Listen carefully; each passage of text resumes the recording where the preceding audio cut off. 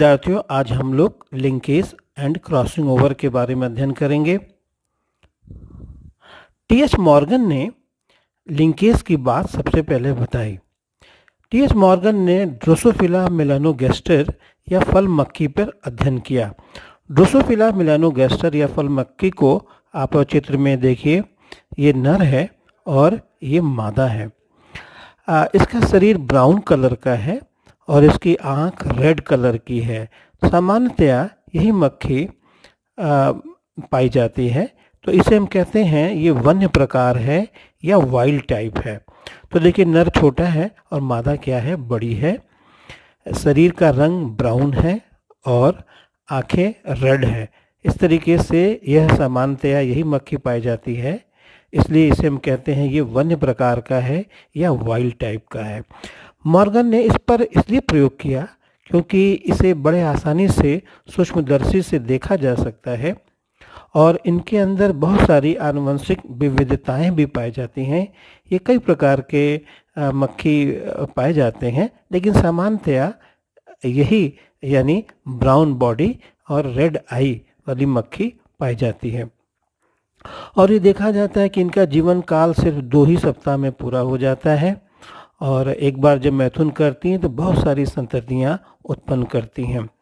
हम लोग देखें कि ड्रोसोफिला मेलानोगैस्टर में जैसा कि वाइल्ड टाइप आपने देखा, ब्राउन शरीर और रेड आई, लेकिन इसके अंदर कुछ दूसरी मक्खी भी दिखाई पड़ती है, यानी जिनका शरीर पीला हो और आंखें क्या हो, सफ़ेद हो। तो वाइट आई है ये और येलो बॉडी है, तो इसमें विविधता देखने को मिलती है। अब आप देखें, चलिए हम लोग देखें मटर ने जो मेंडल ने जो द्विसंकरण प्रयोग किए थे उसमें उन्होंने क्या क्या पाया था। अब बच्चों इसको आपने पहले पढ़ा है। तो मेंडल ने पीला और गोल बीज लिया और हरा और झुर्रीदार बीज लिया। इनके बीच में जब संकरण कराया, यानी यह द्विसंकर क्रॉस है, इसमें पीला गोल यानी YYRR लिया और हरा और झुर्रीदार लिया, तो द्वितीय पीढ़ी में उसे 9-3-3-1 का अनुपात प्राप्त हुआ। तो जो 9 जो थे वो पीला गोल थे, यानी यह एक जनक के जैसा था, और बाकी जो पीला झुर्रीदार और हरा गोल, ये जो है यह किसी भी जनक से मिलता नहीं है। तो वास्तव में यह रिकॉम्बिनेंट प्रकार का है या अजनकी जीनी संयोजन है। तो इस तरीके से 3 और 3 यह पेरेंट से मिलते जुलते नहीं है, और बाकी का जो ये एक है हरा झुर्रीदार, वह इस जनक से मिल रहा है। इस तरीके से 9-3-3-1 के अनुपात को हम कुछ इस तरीके से देख सकते हैं कि जो पेरेंटल टाइप है, यानी जो जनक के जैसा जीनी संयोजन है, वह कुल 10 है। 9 ये है, 9 पीला गोल है और एक क्या है, हरा झुर्रीदार, यानी यह जनक के जैसा है। तो कुल हो गए, यानी जो जीनी संयोजन है यह कुल 9 धन 1 कुल 10 हो गया, यानी 16 में से 10, तो 10/16 गुणे 100, यानी कुल प्रतिशत मात्रा हो गया 62.5, यानी 62.5 जो प्रतिशत है वह जनकी जीनी संयोजन वाले जीवधारी हैं। और अजनकी जीनी संयोजन यानी ऐसा जीनी संयोजन जो कि जनक में नहीं है, तो कुल संख्या है 6, 3 और 3 6, तो 6/16 गुणे 100, यानी यह कितना हो गया, 37.5%। यानी मेंडल के द्विसंकर क्रॉस के द्वितीय पीढ़ी में जनकों वाला संयोजन, यानी जो पेरेंटल टाइप है वो 62.5% है, और अजनक वाला जीनी संयोजन यानी रिकॉम्बिनेंट टाइप का जो है जीवधारी हैं वो 37.5% प्राप्त हुए।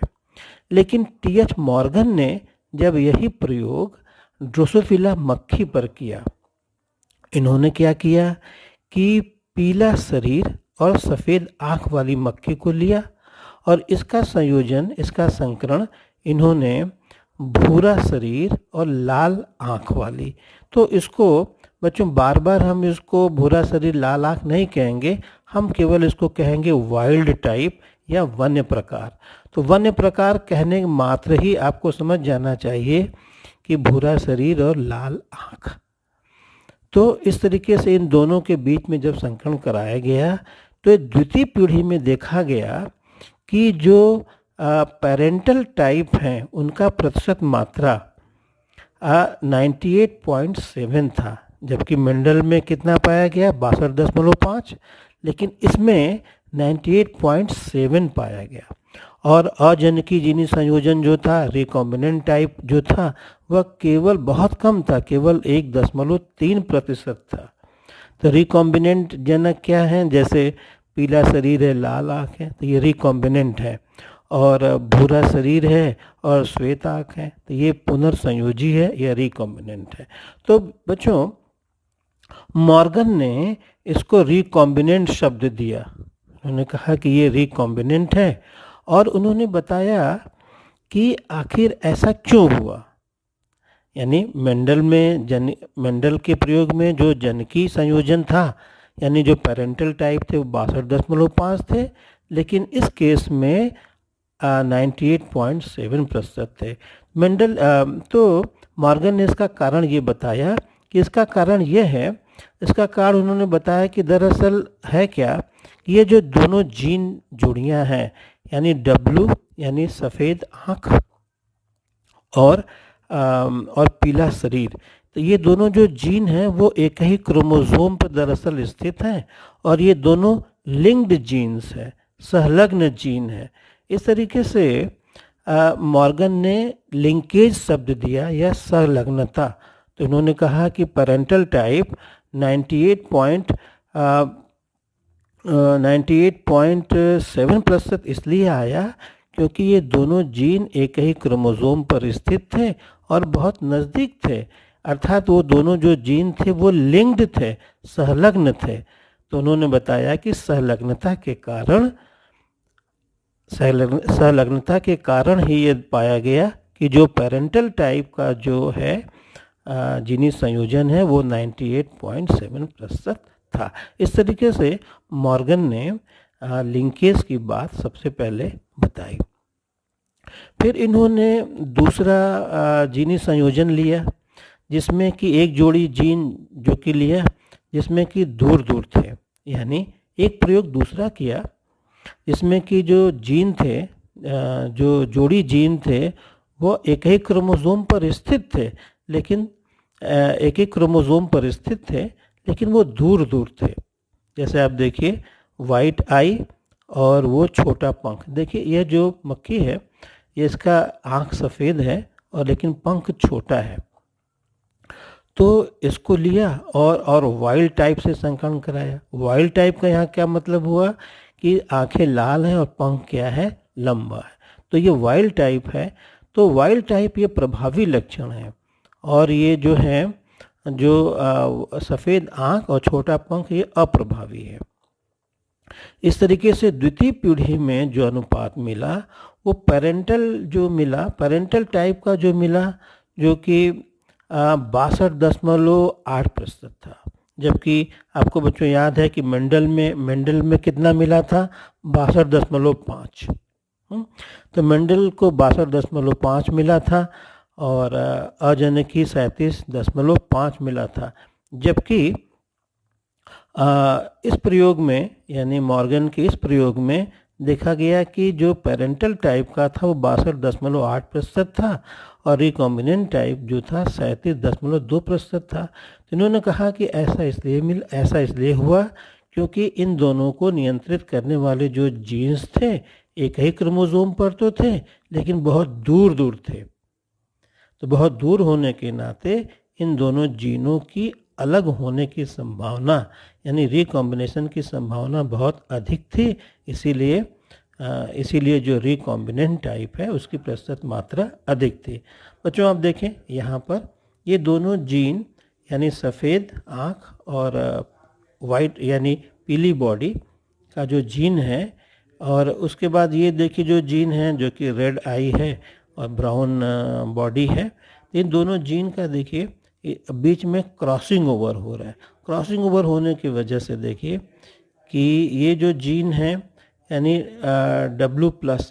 देखिए जो W के ऊपर जो प्लस लिखा है, ये प्लस का मतलब ये प्रभावी लक्षण है, और जो प्लस नहीं लिखा है तो ये अप्रभावी है। और Y प्लस का मतलब ये प्रभावी जीन है, ये अप्रभावी जीन है। अब देखिए इन दोनों के बीच में क्रॉसिंग ओवर की घटना हुई, और देखिए यानी जो W प्लस है वो कट करके इसमें जुड़ गया, और W जो है इसमें आ गया। इस तरीके से ये दोनों जो जीन हैं, जीन जोड़ी हैं, क्रॉसिंग ओवर की वजह से दोनों अलग अलग हो गए, और क्रॉसिंग ओवर के कारण हमको यानी यह रिकॉम्बिनेशन हो गया। तो मॉर्गन ने इसके लिए रिकॉम्बिनेशन शब्द दिया। तो रिकॉम्बिनेशन के कारण ये दोनों जो जीन जोड़ियां हैं ये अलग अलग हो गई। इसीलिए रिकॉम्बिनेशन, रिकॉम्बिनेंट या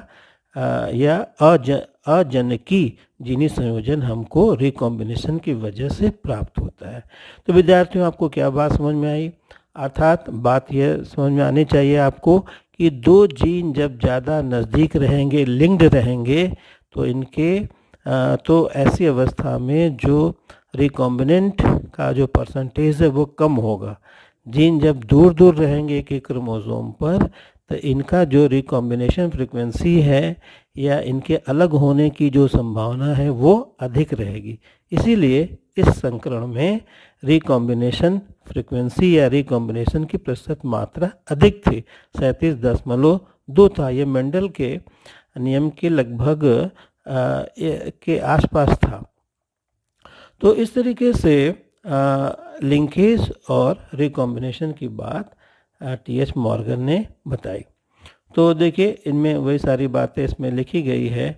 मॉर्गन ने फल मक्खी पर प्रयोग किया, द्विसंकर प्रयोग, और उन्होंने क्या क्या संकरण कराया, पीला शरीर और श्वेतांग के भी संकरण कराया। लेकिन मेंडल की भांति उनको 3:1:1 का अनुपात नहीं मिला। और यह क्यों नहीं मिला, इसका कारण मॉर्गन ने बताया कि संलग्नता के कारण यह हमको नहीं मिला था। और जो पुनर्संयोजन, जो जीनी संयोजन था, उसको रिकॉम्बिनेशन कहा या पुनर्संयोजन कहा। और उन्होंने ये भी बताया कि एक ही क्रोमोसोम पर जीन जोड़ियों की उपस्थिति के कारण मेंडल के जो प्रतिशत हैं या जो प्रतिशत मात्रा है वो प्राप्त नहीं होता है। और बच्चों ये सारे प्रतिशत इसमें दिए गए हैं, कैसे कैसे ये निकाला गया है आप इसको देख सकते हैं। यहाँ आप देख सकते हैं अल्फ्रेड स्टर्टीवेंट। ये जो अल्फ्रेड स्टर्टीवेंट है, यह हम टी.एच. मॉर्गन के स्टूडेंट थे। इन्होंने कहा कि भाई एक ही क्रोमोसोम पर जो जीन्स हैं, अगर दो जीनों की जो पुनर्योजन आवृत्ति है, अगर यह कम है, इसका मतलब क्या हुआ कि ये दोनों जीन नज़दीक हैं।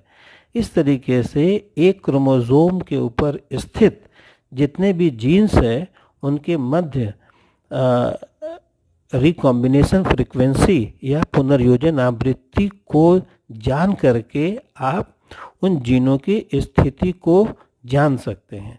इस तरीके से उन्होंने रिकॉम्बिनेशन मैप तैयार किया। तो इस रिकॉम्बिनेशन मैप के आधार पे एक क्रोमोसोम पर स्थित सारे जीन्स की स्थिति का हम पता लगा सकते हैं।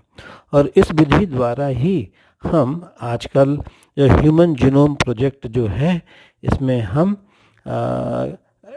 यानी कि सारे जो गुणसूत्र हैं उस पे कौन सा जीन कहाँ स्थित है, इसका हम पता लगा सकते हैं। तो बच्चों, अब देखिए आप अपने किताब में भी देख सकते हैं कि जो रिकॉम्बिनेशन है उसको आप इन चित्रों के माध्यम से व्यक्त किया गया है। आप यहाँ देखें कि एक संकरण कराया मॉर्गन ने, यह पीला श्वेत का मतलब है पीला शरीर और श्वेत आँख। और वन्य प्रकार का क्या मतलब है? वाइल्ड टाइप का मतलब ये है कि शरीर का रंग भूरा है और आंखें क्या है? लाल है। ये वाइल्ड टाइप जो है ये प्रभावी है, इसीलिए इसको देखिए Y प्लस और W प्लस से व्यक्त किया गया। प्लस मतलब यहाँ पर प्रभावी लक्षण को व्यक्त करता है। ये देखिए नर है, नर में यह X क्रोमोसोम है, और ये जो है जो कि ब्राउन कलर, जो कि डार्क ब्लू कलर से दिखाया गया, यह क्या है? यह वाई क्रोमोसोम है। तो ये नर है एक्स वाई, जैसा मानव में होता है एक्स वाई नर और मादा का निर्धारण, ठीक उसी प्रकार से ड्रोसोफिला में यानी फल मक्खी में भी लिंग का निर्धारण होता है। तो बच्चों ये है एक्स वाई, तो ये नर है, और ये दोनों एक्स एक्स क्रोमोसोम है, तो ये मादा है। तो देखिए जो एक्स क्रोमोसोम पर ये जो दोनों जीन हैं, देखिए वाई और ये डब्ल्यू, वाई श्वेत आई को बता रहा है, और डब्ल्यू जो है ये ये वाई जो है ये पीली बॉडी और यानी शरीर का जो रंग है पीला है, और ये जो डब्ल्यू बताता है श्वेत आँख है। इस तरीके से क्रोमोसोम चूँकि ये मादा है तो 2 एक्स होंगे, एक्स एक्स है, इसीलिए 2 क्रोमोसोम है एक्स एक्स, और ये वाई वाई और डब्ल्यू डब्ल्यू के रूप में दिखाया गया है। और देखिए यह एक्स वाई है, वाई पर यह क्रोमोसोम स्थित नहीं है। अब आप देखें कि यह वाई प्लस और डब्ल्यू प्लस ये प्रभावी लक्षण को बताता है। तो बच्चों वन्य प्रकार से आप क्या समझेंगे, हमेशा वन्य प्रकार का मतलब रेड आई और ब्राउन बॉडी। अब देखिए इन दोनों के बीच में संकरण कराया गया, तो प्रथम पीढ़ी में हमको यह प्राप्त हुआ। तो कैसे प्राप्त होगा, देखिए ये जो एक्स क्रोमोसोम है अब दूसरे एक्स के साथ जब जुड़ेगा तो ये बनेगा, तो ये एक्स एक्स यानी ये मादा होगी, है ना। तो अब आप देखें कि ये जीनी संयोजन ही ऐसा हो जाएगा, यानी वाई और डब्ल्यू, है ना, और ये जब आ जाएगा तो वाई प्लस डब्ल्यू प्लस आ जाएगा। तो वाई प्लस डब्ल्यू प्लस चूँकि प्रभावी है, इसीलिए ये कैसा हो जाएगा, ये जो मादा है ये वन्य प्रकार की हो जाएगी, इसका जीनी संयोजन तो वन्य प्रकार की हो जाएगी। अब देखिए जो इसका जो नर है जब एक के साथ एक्स के साथ जब संयोजन करेगा तो ये एक्स वाई हो जाएगा, तो ये नर हो जाएगा। लेकिन चूँकि नर में वाई और डब्ल्यू ये जीन्स नहीं है, इसीलिए जो भी ये रहेगा वो हो जाएगा। अब आप देखिए ये वाई प्लस नहीं है, केवल वाई है डब्ल्यू है, तो वाई की वजह से ये पीला हो जाएगा और डब्ल्यू की वजह से ये श्वेत हो जाएगा। तो ये इस तरीके से हमें मादा और नर प्राप्त होंगे, जो कि मादा वन्य प्रकार की होगी और जो नर है यह पीला और श्वेत होगा, जो कि अप्रभावी लक्षण को दिखा रहा है। अब आप देखिए जब F2 पीढ़ी में, जब आप बच्चों F2 पीढ़ी में आएंगे तो देखिए 4 प्रकार के नर और 4 प्रकार के मादा हमें प्राप्त होते हैं। और ये क्या है, ये जनक के जैसे ये हैं, लक्षण को व्यक्त करते हैं, और ये चारों रिकॉम्बिनेंट हैं। रिकॉम्बिनेंट मतलब ये लक्षण जनकों में नहीं है, और ये लक्षण कहाँ से उत्पन्न होते हैं, रिकॉम्बिनेशन की वजह से। तो इसके लिए मॉर्गन ने रिकॉम्बिनेशन शब्द दिया था। अब आप देखें तो ये देखिए 4 हमको नर प्राप्त होते हैं। कैसे 4 नर प्राप्त हुए हमें, आप इसको पहले आप इसको देख सकते हैं कि जब F1 के मक्खियों को संकरण कराया गया तो आप देखें कि ये नर का X है, तो नर का जो X है और ये नर का ये Y है। तो इस तरीके से अब आप देखिए कि यह कैसे प्राप्त हुआ। तो ये नर का ये Y है और ये Y यहाँ आ गया, और ये मादा का ये X है, तो ये XY, तो ये X और ये Y है। तो ये इस तरीके से ये नर प्राप्त हुआ, और ये वन्य प्रकार का होगा, क्योंकि देखिए ये कैपिटल ये Y प्लस ये यहाँ से आया, ये W प्लस यहाँ से आया, तो ये जुधारी कैसा होगा, ये नर कैसा होगा, वन्य प्रकार का होगा।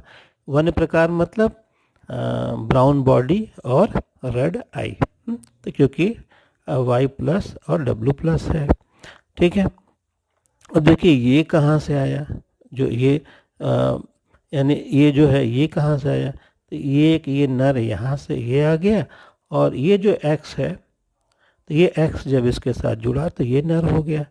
तो देखिए अब चूँकि Y क्रोमोसोम में कोई भी जीन नहीं है, तो Y सिंपल Y है, ये सिंपल W है, तो Y की वजह से पीला हो जाएगा, तो ये नर का जो बॉडी है वो पीला होगा, और W की वजह से आंखें कैसी होगी, तो श्वेत होंगी। यानी येलो और वाइट होगा।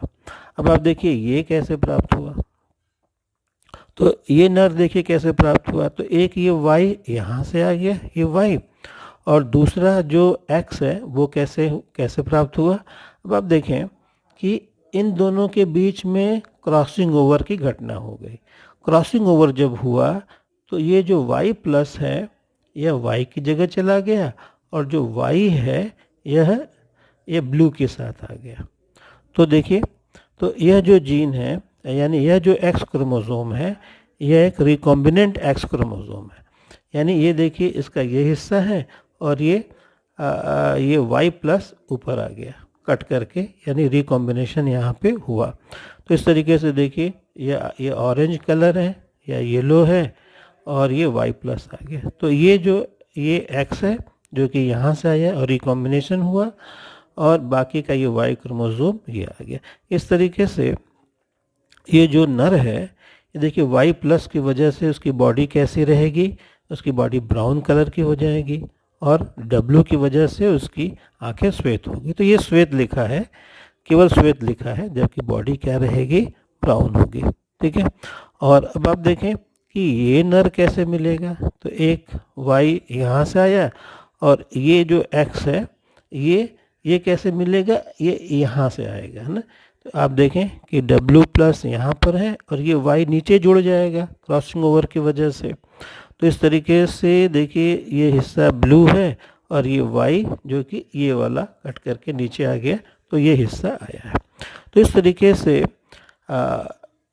y की वजह से इसका बॉडी का रंग येलो होगा, और W प्लस की वजह से आँखों का रंग क्या होगा, पीला होगा। इस तरीके से ये चारों प्राप्त होते हैं। तो ये पेरेंट्स की तरह है, तो ये पेरेंटल टाइप है, और ये जो है यह रिकॉम्बिनेंट है या नॉन पेरेंटल है।